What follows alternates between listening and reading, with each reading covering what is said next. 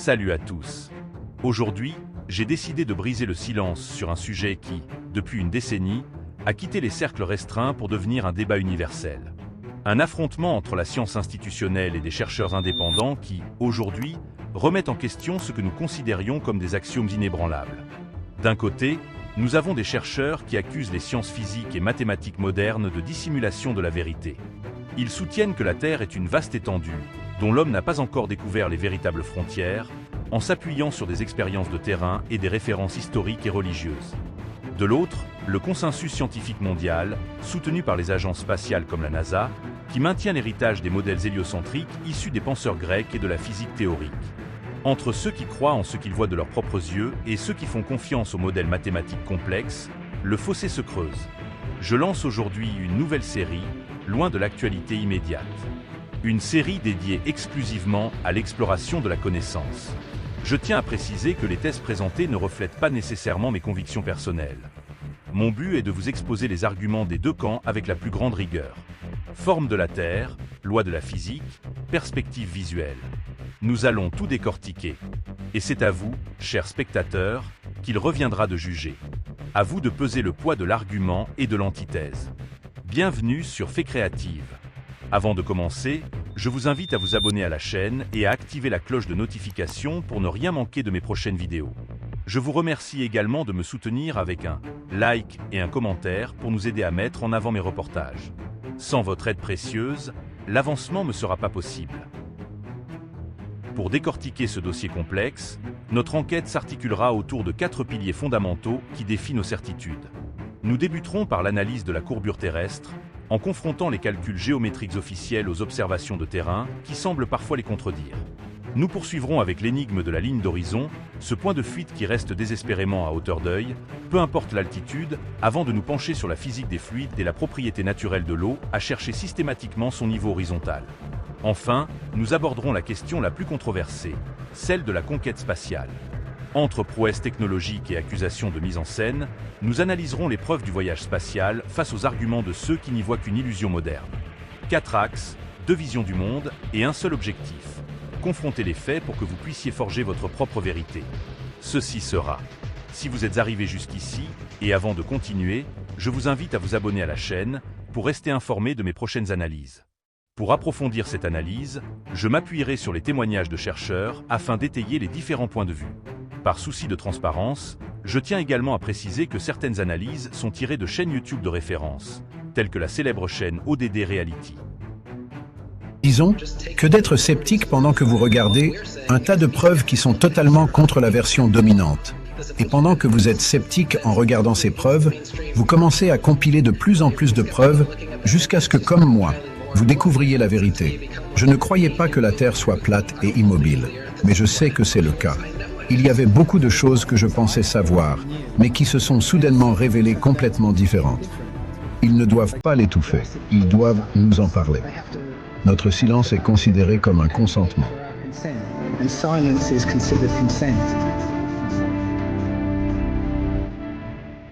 Si le Soleil était à 150 millions de kilomètres, vous ne diriez pas que nous voyons en perspective que l'horizon est à notre niveau et que lorsque les choses s'éloignent de nous, elles ont tendance à converger vers le centre de cette ligne d'horizon, vers le point de fuite. Le Soleil tourne autour de nous et semble se lever et se coucher uniquement à cause du fonctionnement de notre vision. To the center of that horizon line, to a place that's known as the vanishing point. The sun rotates around us and only appears to rise and set because of the way our vision works.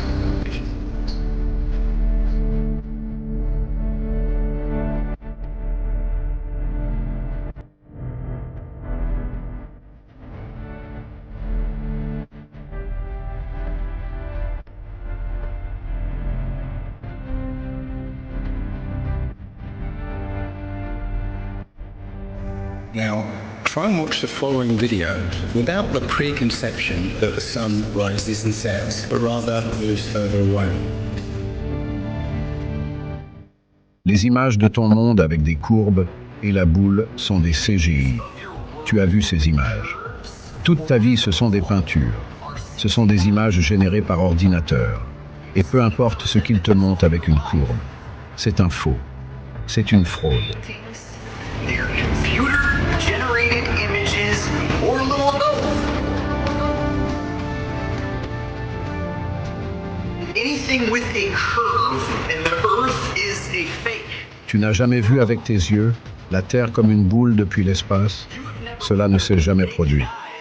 Ever seen the Earth as a ball from space? You never have. But you just have blind faith that that's what it looks like. Si la Terre était réellement une grande boule, l'horizon devrait chuter au fur et à mesure que vous montez, et pas rester au niveau de l'œil.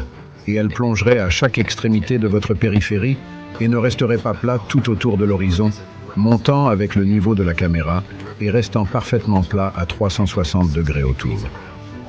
Toutes les cultures anciennes depuis le début des temps ont représenté une sorte de Terre plate et fermée. Nous avons donc cette cosmologie de la Terre plate jusqu'en haut. Dans les années 1900, quand une grande poussée a été faite pour vivre sur cette boule ronde tournant autour du Soleil, ils nous placent essentiellement sur un grain de poussière, volant à travers l'espace infini où il a été créé, à partir de ce Big Bang accidentel. Et nous ne pouvons pas dire beaucoup plus, et tout est un accident. Et cela vous conduit à cette mentalité où les choses n'ont aucun sens, peu importe ce que vous faites dans la vie. Mais plus vous faites des recherches, plus vous découvrirez que vous ne pouvez pas prouver que la boule de terre tourne, à moins que vous ne souffriez de dissonance cognitive et que vous ayez été programmé toute votre vie. Toutes les expériences scientifiques montrent qu'on nous ment sur ce que la science dominante dit à propos de la Terre. Il n'y a aucune preuve de courbure lorsque vous utilisez vos propres sens durant vos propres observations. À travers le lac Michigan, de Saint-Joseph à Chicago, il y a 96 km. À cette distance, tout ce qui se trouve à moins de 731 mètres ne devrait pas être visible. Ici, une vue de comment ça fonctionne. La ligne verte est ce que vous voyez sur votre horizon et la ligne bleue représente la courbure de la Terre. Ce qui dépasse la ligne bleue ne devrait pas être vu. La Willis Tower mesure 442 mètres de haut. C'est la tour la plus haute de Chicago. Cela vous donne une idée de la hauteur des autres immeubles. Il y a une photo célèbre de Joshua Nowicki qui montre Chicago à une distance de 96 km. Nous ne devrions rien voir. Tout devrait être derrière 730 mètres de courbure. Maintenant, les gens disent « On sait que la Terre est ronde car on ne voit pas le bas des immeubles. » Hey, on ne peut pas voir le bas des immeubles car la mer et les lacs montent et descendent. Ils ne sont pas parfaitement plats à cause des vagues. Sinon, on pourrait voir le bas des immeubles. Cela prouve en réalité que la photo n'a pas été prise de très haut. Au contraire, on verra beaucoup plus de bâtiments, plus près dans la photo suivante. À seulement 59 km de distance, soit derrière 274 mètres de courbure, je pense que vous pouvez voir plus de 150 mètres de la Willis Tower. Vous pouvez voir plus que ça car c'est une journée claire et le lac n'est pas agité. Ici, il y a 57 km avec des vagues entre les deux. Pourquoi pourrions-nous voir toutes ces choses? Mais dans tous les cas, nous pouvons voir plus que s'il existait de 156 mètres de courbure. On ne devrait pouvoir voir que moins de la moitié supérieure du plus grand d'entre eux. Passons à Toronto, de l'autre côté du lac Ontario, depuis Grimsby. À 59 km, la ville devrait être derrière de 174 mètres de courbure. La tour CN mesure 548 mètres de haut. On ne devrait voir que la moitié supérieure, sans presque rien voir du reste de Toronto. Or, nous voyons quasiment toute la ville à l'horizon ici. Encore, vous pouvez vérifier tout ceci par vous-même. Vous pouvez trouver une demi-douzaine de ces photos à divers endroits tout autour de cette baie. Voici sur la carte la ligne rouge, c'est depuis Grimsby. En fait, c'est un peu plus loin que cette ligne rouge. Vous pouvez prendre des photos de Toronto de partout sur la plage en face, et vous pourrez voir bien plus que nous le devrions. Maintenant, les gens disent que c'est dû à la réfraction. Ça ne ressemble pas à un mirage. J'ai vu des mirages. Ils sont inversés, voire déformés. Nous savons à quoi ressemble un mirage, et c'est la réalité que nous voyons ici. À 130 km de Gênes, en Italie, se trouve l'île de Gorgona. Elle est à 21 mètres au-dessus du niveau de la mer. On ne devrait rien voir du tout, mais nous pouvons voir la majeure partie de l'île alors qu'elle devrait être derrière 1,3 km de courbure. Et on voit bien l'île. Ici, l'île de Man à 100 km de distance depuis la côte de Field. Encore une fois, on ne voit pas seulement le sommet des éoliennes, on les voit sur pratiquement toute leur hauteur. Snaefell mesure 618 mètres de haut et c'est donc le point culminant de l'île de Man. À 100 km de distance, il devrait y avoir 700 mètres de courbure. De Londres maintenant. À 120 km. Ça devient intéressant quand on se rapproche de la barre des 160 km, on parle ici de plus d'1,6 km de courbure. C'est l'île d'Oahu depuis l'île de Kauai à Hawaï.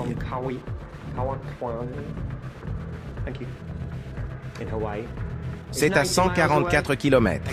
Une fois de plus, vous pouvez voir presque toute l'île malgré l'effet des vagues dont je vous ai parlé. Voici les chiffres.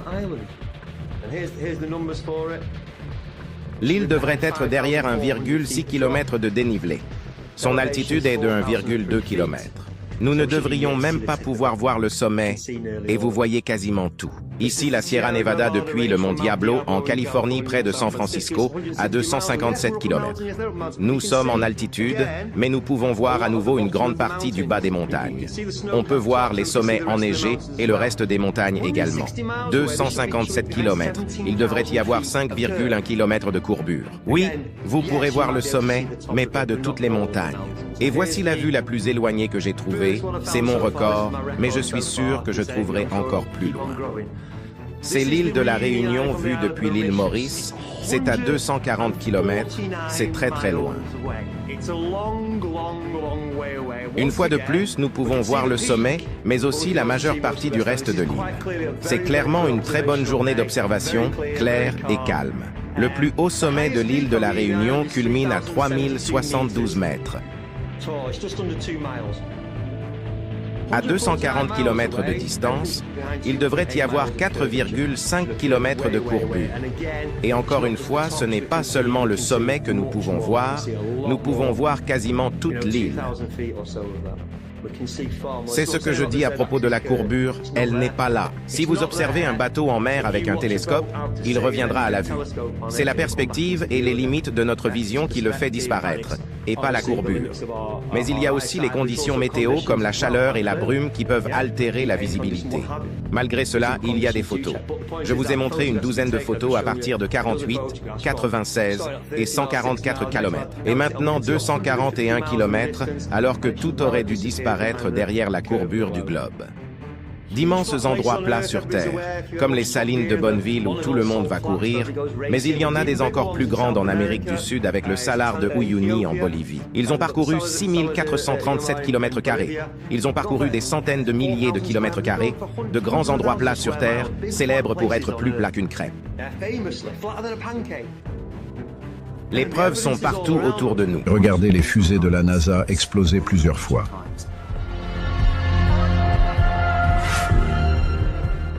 Ou s'envoler de côté pour ne pas aller dans l'espace. Si vous regardez la trajectoire de la navette spatiale, elle ne va pas tout droit. Elle va toujours faire une courbe et vers la mer.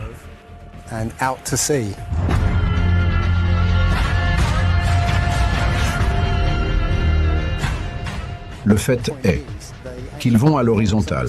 Et quand la navette spatiale passe à l'horizontale, elle ne va jamais plus haut. Ils vont à l'horizontale très très bas dans l'atmosphère. Vous savez que c'est toujours dans l'atmosphère alors qu'il est horizontal, donc il n'entre jamais dans l'espace. Et il disparaît de la vue, non pas parce qu'il va trop haut, mais parce qu'il va trop loin. Ils ont un avion, mais il est caché pour ressembler à une navette spatiale qui est un jet. Un avion à réaction. C'est ça. Ce n'est pas un moteur de fusée. C'est un avion, c'est pour prendre des milliards de dollars et nous donner des images et de faux avions, et pour des dizaines de milliards de dollars.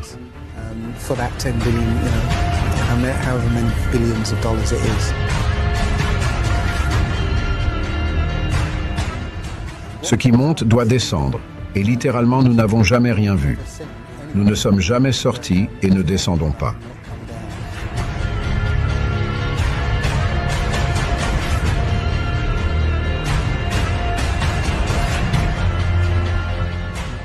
Quelques personnes ont effectivement lancé une fusée directement vers le haut.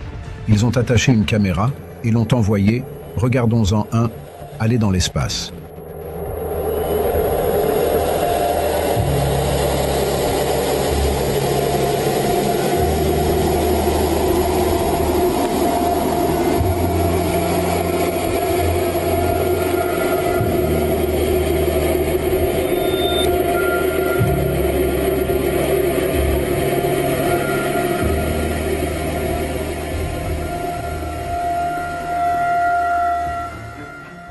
Une chose que je veux vraiment dire à votre génération, c'est que la Terre est un système fermé.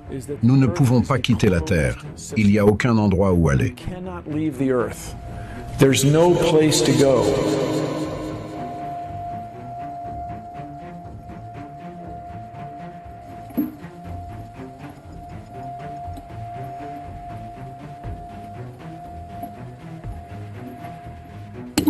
La fusée n'a pas de frein.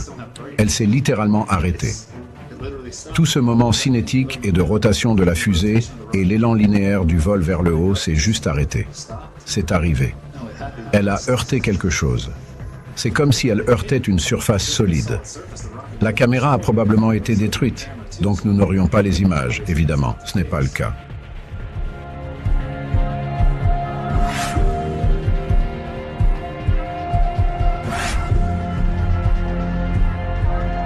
Kicks and deals. It's a long fly ball going back. And the ball shatters the sky, bringing the ocean itself down into the stadium. Oh, Simpson just broke this dream's reality wide open. Je sais que nous n'avons toujours pas brisé ce plafond de verre le plus haut et le plus dur. Mais un jour, quelqu'un le fera. Et j'espère que plus tôt que nous ne le pensons.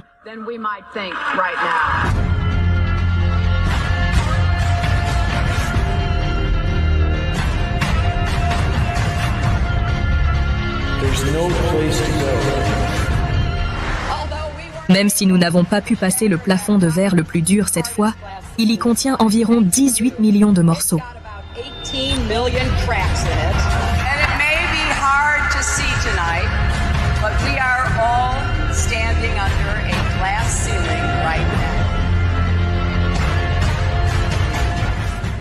Les gens ont découvert que nous étions dans un système fermé. Plus nous devions avancer, ce serait la plus grande pensée dans nos esprits. C'est tout ce qui nous soucie. Si vous pouvez faire une préservation de 1000 milles carrés de la faune, tout le monde, vous savez, tout ce que les êtres humains feraient, c'est simplement frapper à la clôture en continu. Pourquoi cette clôture est-elle ici? Qui a construit la clôture? Pourquoi sommes-nous ici?